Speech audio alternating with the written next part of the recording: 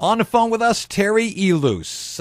We're going to introduce you to a guy whose voice I guarantee you know. And if you're anywhere near my age, you know him from a rock band that was all over MTV. Terry, thanks for getting on the phone with us. Thank you, brother. How are you? Oh, I'm doing very well. I want to know how you're doing. You are a lead singer, and man, you've been singing. I had some of your original albums from all the way back during MTV days, from the Headbangers Ball. That was in 1912, right? 1914. That's back when they didn't actually have record players. I'm almost That's positive. Right. That's why I'm even surprised they even had electricity back then. You know? Yeah, I know. we're that old. We're very old. No. We're I think we're aged like a great wine. That's Look, right. I'm just going to come out and say it. You are the lead singer of Great White. Yes. Come on, man. Connect the dots. How did you get out in front of Great White? Well, thank you. In 2010, Jack got ill, really ill, and I got a phone call from my agent saying, "Hey, could you do a show with Great White on the sometime in July?" And I said, "Well, I'm already playing with my other band XYZ," and he said, "All you have to do is 45 minutes with XYZ and then an hour and a half with Great White. But it's a different city. We'll have a plane come and get you, and then you'll go to St. Louis and do another show." I said, "Okay, I did it." So I ended up doing two shows on the same day, two different cities. And I did a show with Great White. I was expecting just one night, actually. Then the promoter, management called me back and said, "Could you please do another show and another show?" So I ended up doing I think 20 shows, and then they decided to bring somebody else for the remaining year. Well, I think it was like another month and a half. So Jenny Lane stepped in. He did about 15 shows. He did very well, but ultimately they called me back and said, "No, you're the right guy for the band." So late 2010, I ended up filling in for sure until Jack would be better. 2011, they had some issues, legal issues, which I'm not supposed to talk about. I mean, I have. Can I talk about them? You can if you want. I can? Of course Yeah. you can. In 2011, Jack Russell forms an entirely new group called Jack Russell's Great White. Yeah, something like that. I think the guys didn't get along. It's just, it's music business, okay? I mean, you have to understand. It's called music business. Music is you play, you have fun. Business, it's a business. That's the way you make money. That's the way the record company makes money. It's just a business. So the guys did not get along at all for some reasons. I don't know why, and I don't know the details. But anyway, I was asked to fill in for sure and to stay in the band, and I did. And I've been with Great White since 2010, actually. And not only that, you recorded an album with them called Elation. Tell me about that. We did Elation, which is interesting because we only had 21 days to write, record, produce, mix, and deliver the album. No pressure there. Yeah, we did. So I had no material whatsoever. We all got together, Mark Kendall, myself, Scotty, Audie, and Michael. We all got together and we wrote the songs, and the album did very well on the radio. Did very well in Europe. We toured a lot, and we had a wonderful time. And that's it. We're actually working on a new album. We have a new album coming out next year, and that's about it. We've been touring non-stop. Got a working title on the new album yet? Got something you can tell me? Not yet. No, nothing? Not yet. Hey, you mentioned this other band that you were in, XYZ. Right. I had on vinyl your debut album, XYZ. I spun it on the radio. I did. Thanks, man. Appreciate that. It was 1989. We got signed to. When I arrived, I'm originally from France. A lot of people don't know that, but I was born in France. And when I arrived to Los Angeles back in 1987, Pat and I worked really hard. We formed a band called XYZ. We got signed to Capitol Records. We toured the world, and in 1994, when Nirvana came around, we called it quit, and that was it. It's over. Huh. And then we took some time off, and then I went back into the music business in 2003. So I'll tell you, I remember specifically the video for your single Inside Out. You guys were putting on a concert in the desert without amplification for hot girls who were fixing cars in front of adobe buildings. Man, that's a brilliant concept. Yeah, well, I mean, back in the days you could do that. I mean, the thing is with all the girls, and that video was actually amazing. We ended up doing another video called Face Down in the Gutter, produced by Michael Bay. You know Michael Bay, the really well. Really? Yeah. Michael Bay directed and produced the video, but the video was so hot. The women he chose and everything was so hot that MTV decided to ban the video. Seriously. Oh, now that's great. What? Now hold on. MTV banned your videos because the women were they naked or what? No. We're not disrespectful whatsoever. But they were, they were really, really beautiful, and there was no nudity whatsoever. We're respectful, but. Back in the days, I don't know, MTV was a bit uptight. It's funny because if you now watch those rap videos and if you listen to the lyrics, we are really mild compared to that. I mean, really, we were just showing beautiful women, with now very nice outfits. And Michael Bay is a brilliant director. Of course, Michael Bay is a very well-known director, and he made those women look perfect. But MTV didn't like that for some reason. It was too much, so they banned the video. I just looked it up while you were giving the story there. That's off your second album, Hungry, and it was dropped from MTV's Headbangers Ball. It was, it was because the girls were, if you look, by all standards nowadays, it's nothing. You watch those rap videos where girls are like showing their booties in front of I think it's just actually it's wrong. Seriously, I think it's disrespectful because. Oh, it is. I agree. I have a daughter myself, and I think it's wrong. It's just like, come on, it's demeaning. You don't have to do that.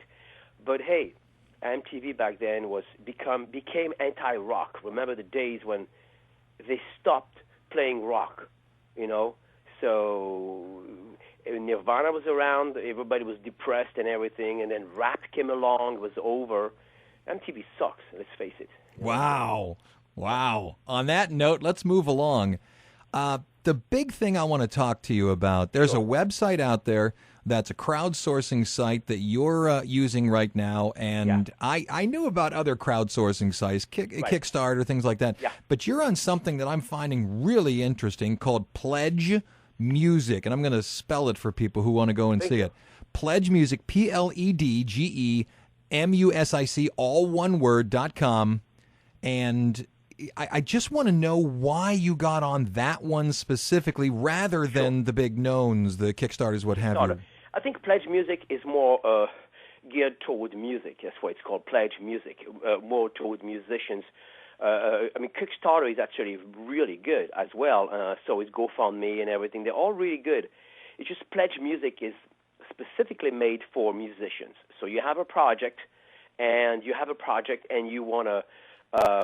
what you do, there's different ways to collect money from the fans. There is not a donation whatsoever. Okay, in my particular case, you don't give me anything. In fact, I give you something back. So you order the CD. Okay, you pre-order an item. You can pre-order a T-shirt. You can pre-order an 8x10 signed by me or by the band. Or you can come to the studio. Spend one day in the studio with us. There's so many things you can do. You can have a backstage pass. You can blah blah blah. Anyway, you can purchase these items, and by pre-ordering all these items, the money will help me fund the album. That's the way it works. Instead of doing the other way around, where we used to count on labels back in the days to basically pay for an item, pay for the album, and then hoping the fans would buy it. Nowadays, we do things differently. Why?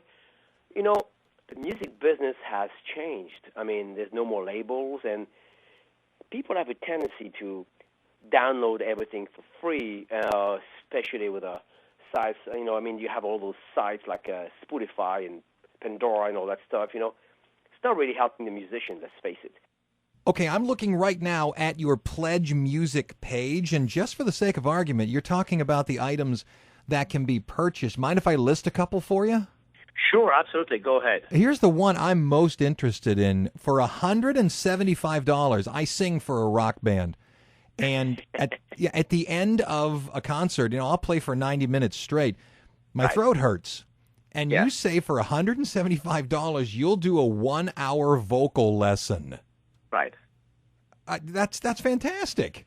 Why not? I mean, I think it's great. Here's the truth. I think it's very important to share the wealth, to share your knowledge. Whatever you do for a living, if you can help somebody else. I mean, of course, they're going to help me out by purchasing the session, but really, I mean, it's very little money we're talking about. I think it's important to share the wealth, help other people, and if I can help a young kid to do the right thing, which is warm up correctly and all that stuff, and why not? I think it's a great idea. How about an old man? Yeah, an old man as well. You're not old, first of all, but I think it's important to. There's one thing I want to stretch out. It's very important to have compassion and help others, and sharing the wealth of my knowledge. You can pass it on to somebody else. Why not? Yeah, I think it's great. For $1,500, a lifetime ticket and backstage pass. Does that mean anywhere you play, they show up and get backstage? Anywhere I play, they can come to a show. They have a backstage pass, and unless it's a private event or the promoter said absolutely no, but that's pretty rare. That's very rare. For $1,500, you can come to any of my concerts and get a backstage pass, and of course I will talk to them as well. And I got to be honest with you, I think you got this one a little underpriced. This is an 8x10 signed XYZ photo. You only want $25 for that, Terry? Yeah. Why not? I mean, Terry, I think it's worth more than that. $25. It's worth more than that. Well, thank you, but no, it's fine. I have few photos. I only have few of them, and a real fan would really appreciate that, and that's all that matters. It's good. You got Skype with you. You got a concert-worn T-shirt, a signed, handwritten lyric shirt. I like this personalized voicemail greeting. Yeah, why not? Yeah, I agree with you. Why not? Okay, in some way, shape, or form, the Wounded Warrior Project is involved in this. How is it involved? Well, here's a scoop. Let me tell you something about me. As I said earlier, I was born in Europe. I was born in France. And I came to this country because I love this country. I think it's the greatest country in the world. I don't say that lightly. I really have seen the world. I've traveled the world, and I think America is great. Why is America so great? It's not because of the mountains or the ocean or whatever. America is great because of its people. American people are the greatest people in the world. They donate, they share, they're really good people. So we have our soldiers going to battle to fight for us. And when they come back sometimes, they don't have much, and sometimes they go through very difficult periods of times, So we have to help them. And if I can donate, that would be my way to say thank you for doing a wonderful job. Thank you for your service. I think it's fair. You just went up even higher in my eyes. You're a good man, Terry. You really did. Well, no, hey, I think. Hey, thank you for calling and thank you for talking with us once again. To the listeners out there, pledgemusic.com. Now, does this stay up all the time, or is this going to go away? It's going to, thank you. It's going to go away in 13 days. In 13 days, the Pledge Music is over.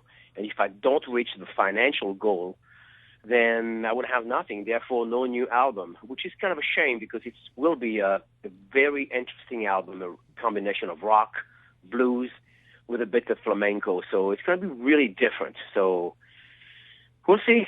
I thank you for your interview, by the way. Thank you so much. Oh, no, I want to help you out. Right now, you're at 50% of your goal. I'm looking at it online. Right.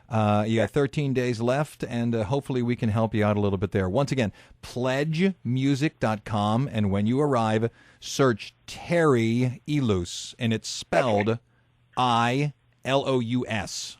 That's Once right. Again, That's Terry. right. You're fantastic. Oh, thank you. Terry is Terry, I-L-O-U-S. Terry, you're a good man. Good luck with your tour with Great Whites. And if you out there have not heard any of XYZ, check out Inside Out first, and apparently go to YouTube and look at Face Down in the Gutter. I'm going to go do that as soon as I'm done here. If you look carefully, you'll see a very, very, very well-known girl. She was not very well-known back in the days, but look at the videos closely. You're going to say, oh, my God. I'm just saying this. Just look closely. That's all. Oh, no, you don't get to drop that and walk away. Who is it? I can't say it. You go. I can't say it. You're under check contract. it out. Check it out. Okay. Terry Ilous, the lead singer of Great White, and a good man who's trying to help out wounded warriors through pledge music. Terry, thank you for talking with us. Thank you, man. God bless you. Thank you. Take care. Bye-bye. You too, man. Bye-bye. Bye-bye.